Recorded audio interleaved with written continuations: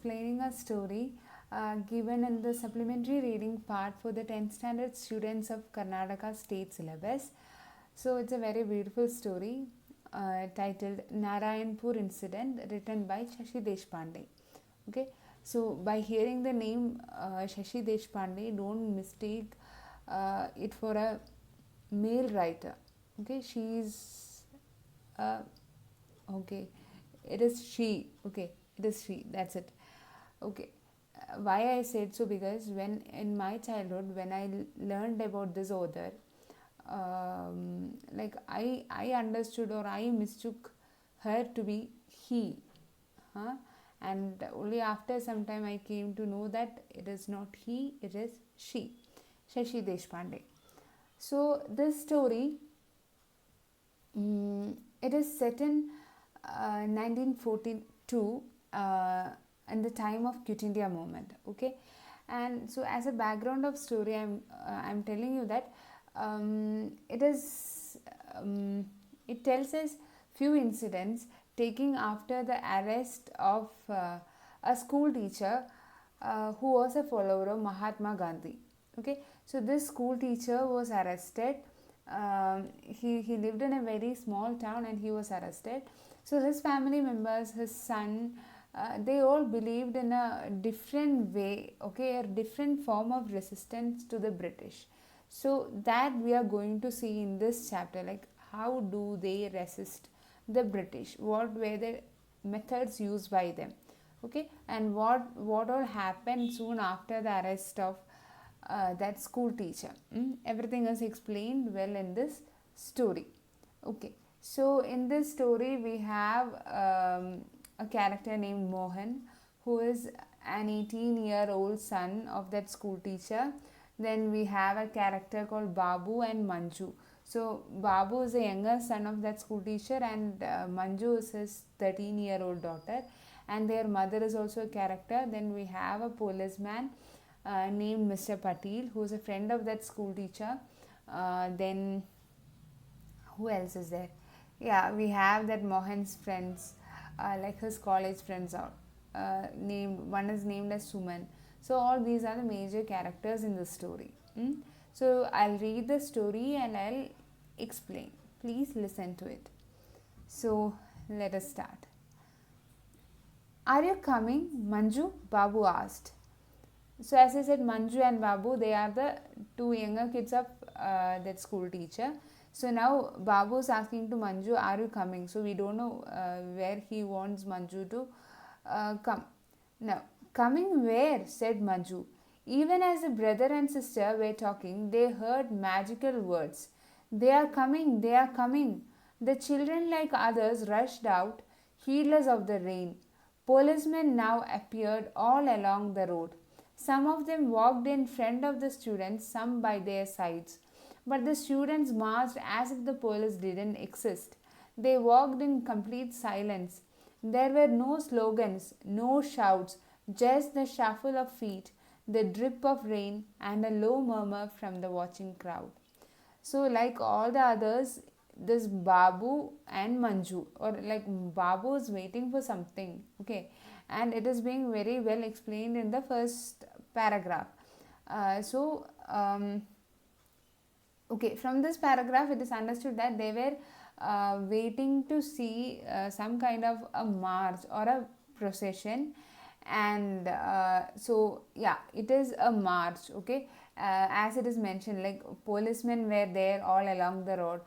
So some of them were walking in front of the students, others were walking on the sides, and then but the students who participated in that march, they walked in such a way that like as if the police doesn't exist. Okay, they were not at all worried about the presence of the police. And then there is okay, one another thing to be understood is it was raining. Okay, it was raining, and then like even though it was raining, the kids, they rushed out, and like almost everyone, they came to see the procession or the march. And now the speciality of this march, it is being mentioned here, that is they walked in complete silence. So in our okay, many of us would have seen like many procession, like even political marches. So most of them will be like, yeah, the people will be mostly, they'll be shouting out some slogans uh, associated with their parties or associated with their needs. But here the march was very silent, and they were not shouting out any slogans, or they were not shouting out anything. uh, what the people could hear is just the sound of their feet, okay, and then the sound of the rain, and then a low murmur from the watching crowd. So only these things can be heard: the sound of their feet, the sound of the feet of the people who are marching, then the sound of the rain, the dripping sound of the rain, and then the murmuring sound of the people watching on both the sides. So these were the only things that could be heard. The march was very silent. So that thing should be kept in mind. Then Babu and Manju looked eagerly for Mohan. Yes, there he was, dressed in white pajamas and cream colored shirt, with another boy, both holding aloft a picture of Mahatma. So, uh, Mohan is the elder brother of Babu and Manju. That is the 18-year-old son of that school teacher. So, uh, so obviously the kids, they'll be searching for their brother to see where is he in the march. Okay, so Babu, he wore white pajamas and cream colored shirt, and he along with another boy was holding a picture of Mahatma in front of the march. Then their arms must have ached holding it up that way for so long, but their faces were expressionless. Now, the leaders of the procession, Suman was one of them, they so in excitement had reached the barred gates. A police officer, he was a DSP, Mohan told them later, came up to them.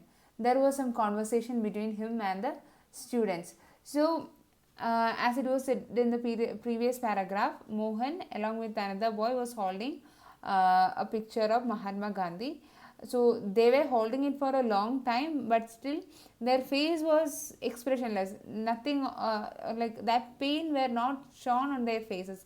That shows how sincere were they.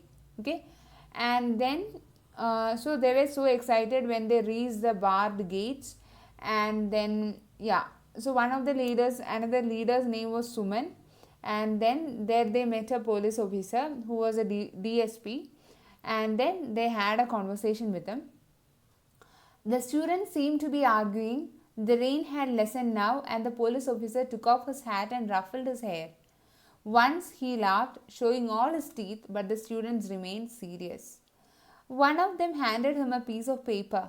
He took it without glancing at it and nodded. The students turned their backs on him, and one of them shouted, uh, yeah, Mahatma Gandhi ki jai.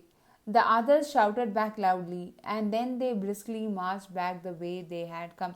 So we can guess, or I feel like the police were ready to face anything, or they would have expected a violent or like something, a kind of fight could have like there should have been a fight, or they expected a fight towards the end of the march, okay, as usual, but it didn't happen. So the police officers, okay, they were waiting for something else, but they received something else. And then now towards the end of that march, the rain had lessened, and now like the police officer, he took his hat and he ruffled his hair, and now he laughed, okay, like maybe uh, like what, to show that he is not at all worried about the march, or like, okay, a kind of mocking, huh? But the students, they remained serious, and finally they handed over a letter to him. And then so the police officer, he didn't look at it even, like he just didn't see what it is there being written in the letter, but he simply nodded his head. And now the students, they turned back, and when they were going back, they just shouted Mahatma Gandhi ki jai. Okay, this was all about the march. Then, is that all? Manju asked in disappointment. What else did you want? A dance? A drama? Babu asked scornfully. Nevertheless, he understood her feeling and asked Mohan the same question when he returned home. Why did you go back so quietly? Were you scared of what the police would do?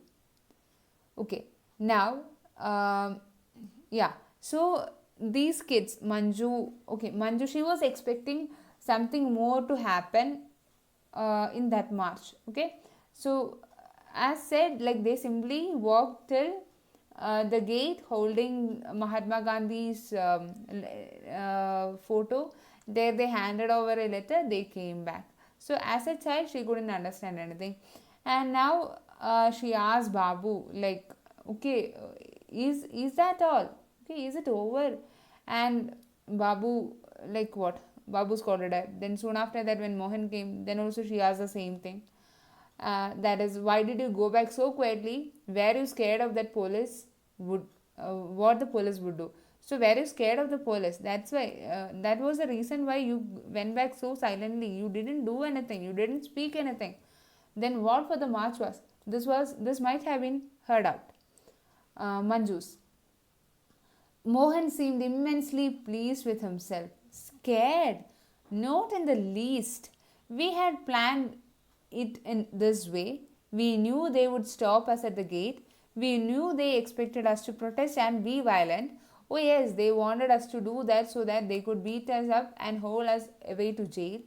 But we are not prepared to go to jail. Not as yet, anyway. Not until we have given them much more trouble.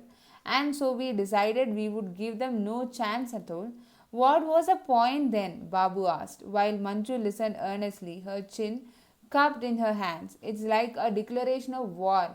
We have told them this is war for us and you are the enemy. You don't start a war without first declaring your intentions, do you?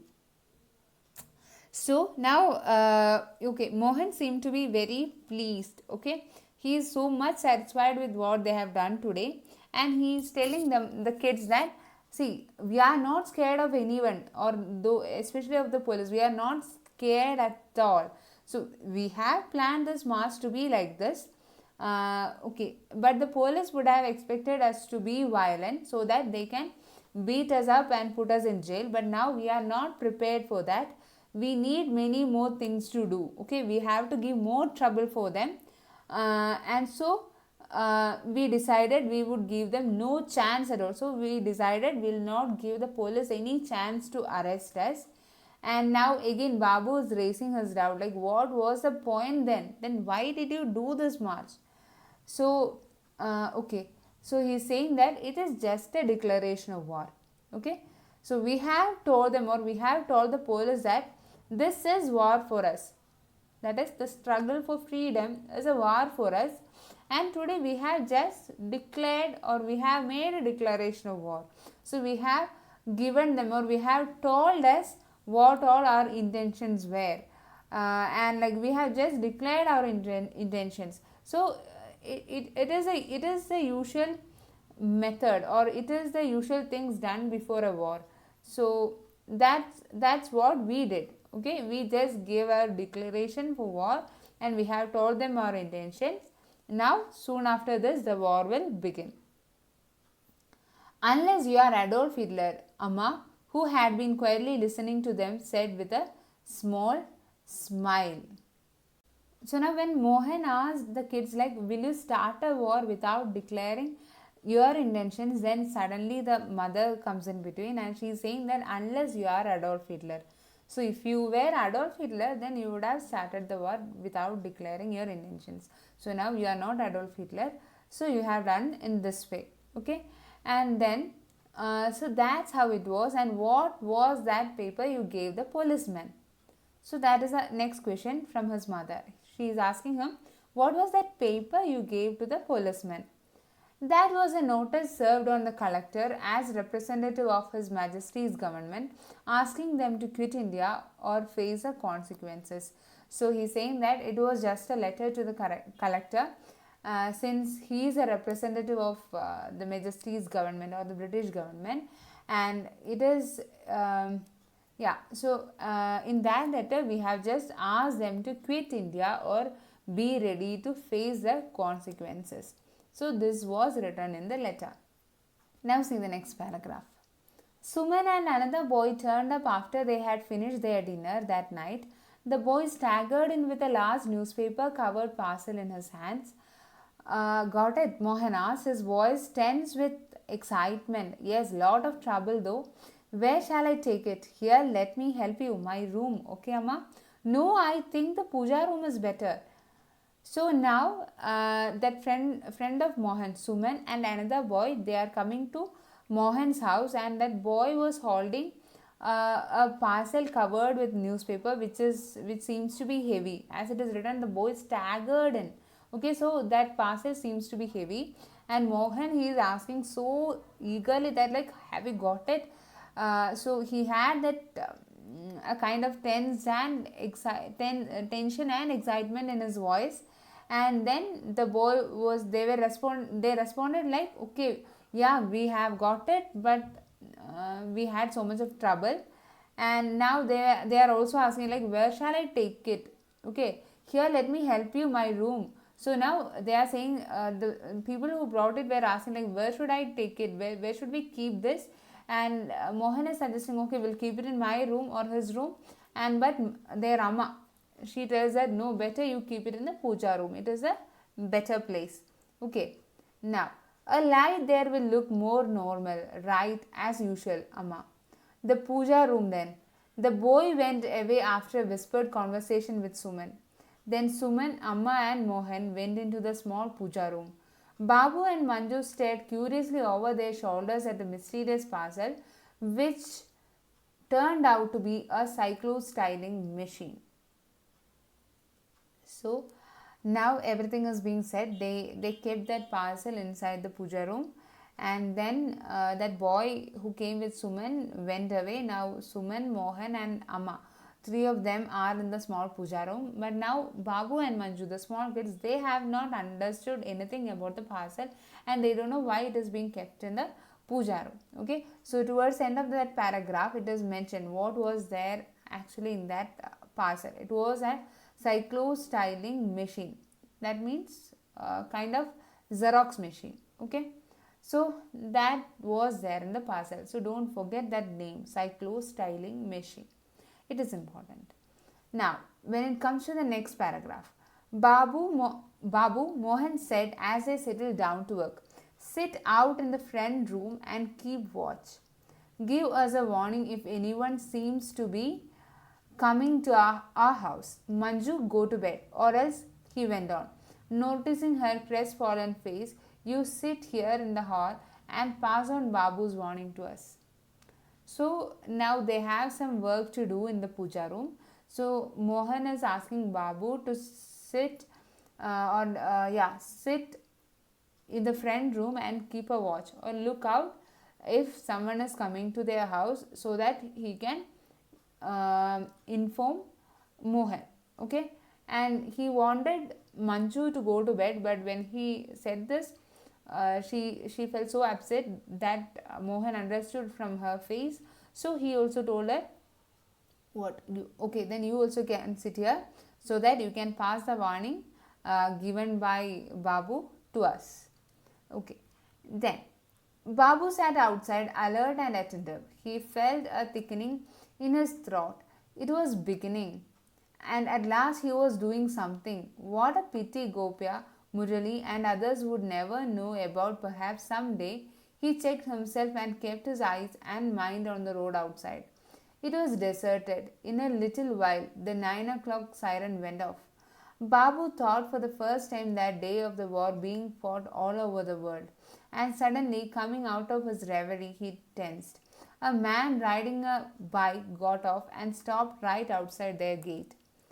But it was only to light a cigarette, it seemed. Babu could see the match flaring, then the glow in the front of the man's face. The small point of light moved as the man got on his bike and rode away. One more bike, Babu flung himself inside. Manju turned a startled face to him. Someone is coming in. Now, okay, Babu is sitting in the front room watching outside. But during that time, so many thoughts are moving through his mind. He started dreaming about that first day of war even.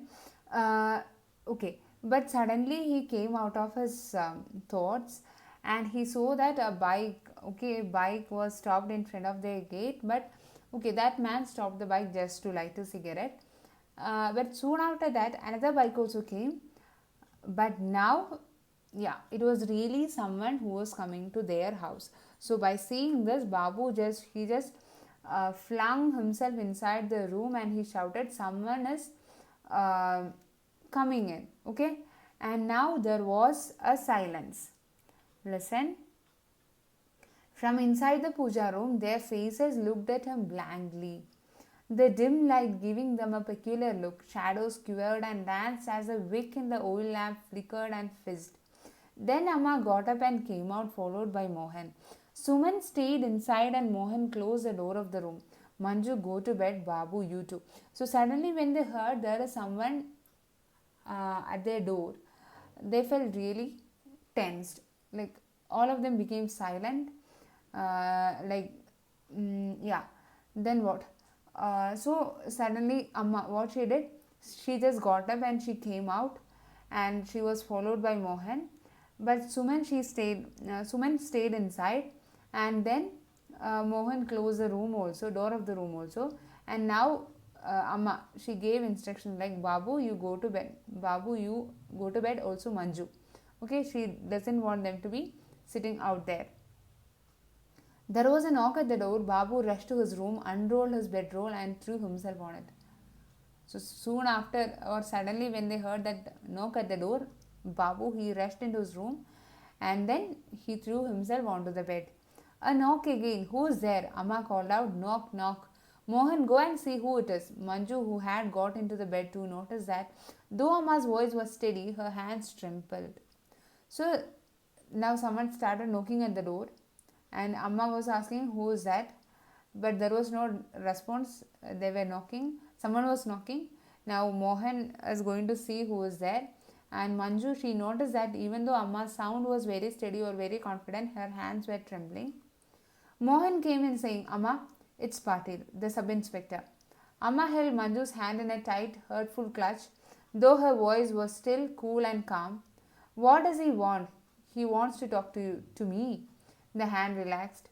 Manju drew her own hand back and rubbed it softly. So Mohan, he checked who was at the door, and it was Mr. Patil, who was a sub-inspector of the police, and he wanted to see Amma. Okay.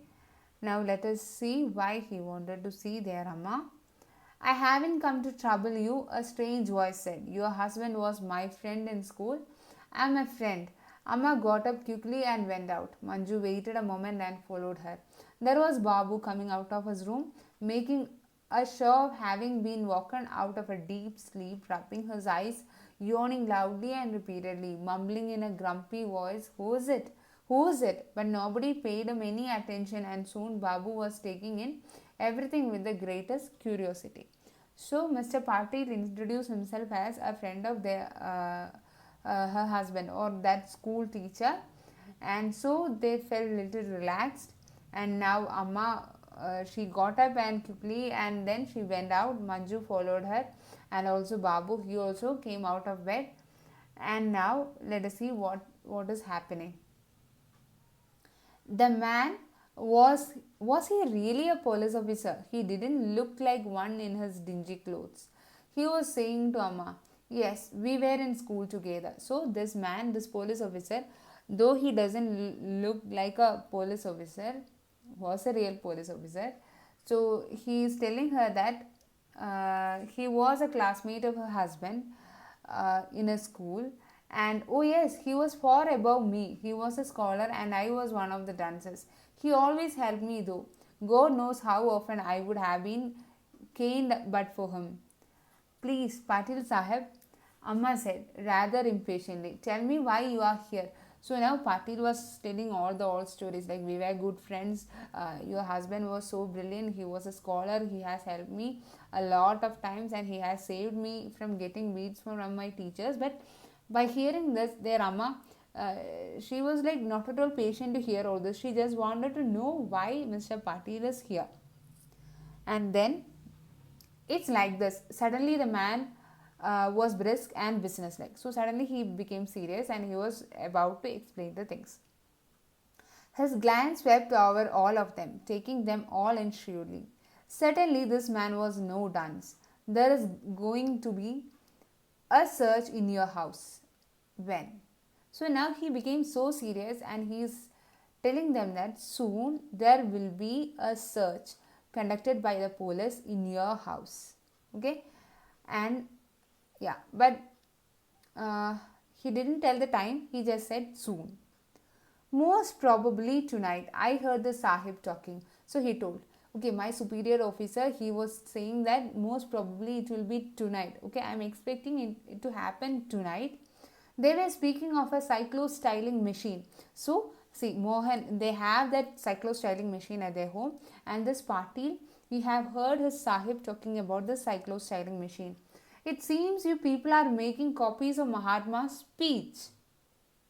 So that's why the cyclo-styling machine is brought to their house. It is brought to their house. So what they are doing? They are making copies of Mahatma Gandhi's speech. They say you have people hiding here as well. So Mr. Patil is saying that I have heard my Sahib talking. They were telling that there is a cyclo-styling machine in this house, and they also suspect that you have people hiding here in this house. Ha, Mohan scoffed. But you have the cyclo-styling machine. No, Mohan repeated angrily. Okay, so for him, when Mr. Patel said you have people hiding here, or those police officers, they doubt that you have people hiding here in this house. Mohan said he gave a reaction as if saying no. But then Mr. Patel is asking, but anyway, you have the cyclo-styling machine here, right? But that also Mohan rejected. He was not ready to accept it. You are wasting time spying on us, tell me. The man ignored Mohan and spoke to Amma. So Mohan was not ready to believe what Mr. Patil said. Like he was a friend of their father, or he came there to help them. So Mohan was not ready to believe this. So he thought that this man is spying on them. So now Mr. Patil was talking to their Amma. Yeah, yes. Amma replied simply, and Mohan made an angry hissing sound. So now Amma simply agreed that they have a cyclo-styling machine there. Where is it? Amma, you have gone inside. Amma, you have gone. So like Mohan was about to interpret, but Amma soon she told Mr. Patil that cyclo-styling machine is there inside. Manju's heart began beating wildly. Why was Amma giving them away? Give it to me. I will get it out of the way. You can have it when it is safe. Mohan burst out again. Amma, what are you doing? How can you trust a policeman? Okay. So at this time, after listening to these conversations, even Manju, she got so tense. Her heart started beating so fastly and widely. Now they were not understanding like why Amma was ready to believe this man. And now what the police officer said was that he told them to give that cyclo-styling machine to him so that he will take it away and keep it safe, and he will return it once everything is cleared, everything is fine. Now, okay, so suddenly Mohan is shouting, or he is asking his Amma like, how can you believe a policeman? So according to him, the police officers are also the supporters of the British. So he was not ready to believe the police officers. The man touched Mohan on the shoulder. Mohan, you are still very young. There are many things you don't understand. I am a policeman. Yes, but your father was and still is my friend. And this is my country as much as it is yours. Now give it to me quickly. So Mohan understood, the police officer, Mr. Patil, understood why Mohan is so angry and tense. So now he is convincing, or he is consoling Mohan by telling that, see, you are very young, that's why you couldn't understand the things properly. It is a fact that I am a police officer, but at the same time, me and your father, we were friends and we are still friends, and also this is my country as well as it is yours. Okay, so I know that you people love your country. Similarly, I do love my country, says Mr. Patil. And he is asking them to give that cyclo-styling machine quickly to him. They may come any moment. Amma opened the door of the puja room and said, Suma. Suman emerged, wiping her face with her sari, looking anxiously at them. Come in. Amma beckoned to the man. It's here. Suman stared at Amma and the man in bewilderment. Amma smiled at her and said, You have got to get away. Suman, take away all that material. Mohan, will you? Okay, so now in this page or in these paragraphs, you have many unfamiliar words like crestfallen, shrewdly, bewilderment, lug, and all. So all the meanings are given in the text itself. That's why I was not explaining it in detail. Okay, so go through those meanings. Since the chapter is very long, I'm doing it in a bit like little quickly. I don't want to make the video very long and make it boring for you. So listen, now what Amma did, she just entered into the puja room. Then she is asking Mohan to take away all the materials. Okay, so Mohan was not yet convinced. That can be seen in the next paragraph. Like Mohan stared at Amma, at Suman, and finally at Patil. So he was staring at all the three, who stared steadily back at at Mohan. So Patil was staring back at Mohan, and Mohan was staring at these three people. And now suddenly Mohan and Patil, they smiled at each other. That means what? Mohan got convinced. He started believing Mr. Patil. So he said okay to his Amma and ducked into the puja room. He lugged the machine out and gave it to Patil.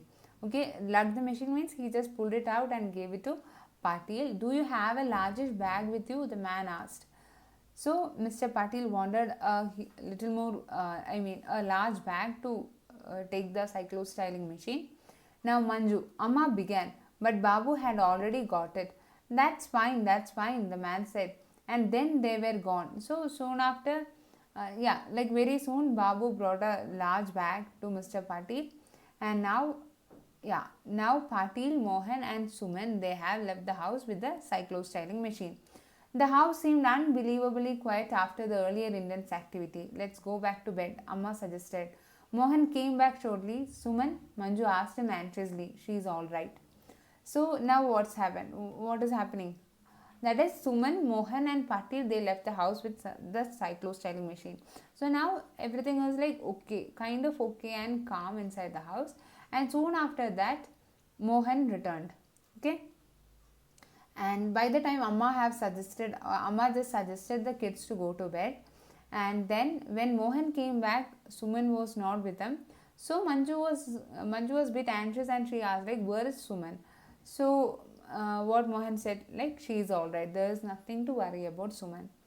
Go to bed, Manju, Amma said. Bed with the police about to come. So okay, so Mr. Patil told them that today night the police may come. So the kids, they didn't even really wanted to go to bed as they were also expecting the police. But nevertheless, she did drop off at some time and came out of her sleep with a jerk to hear a loud knock at the door. So even though the kids, they don't wanted to sleep, somehow unknowingly they felt asleep and they got out of their sleep soon when they heard the knock at the door again. It was repeated. Manju sat up in sudden fright. Amma patted her comfortingly.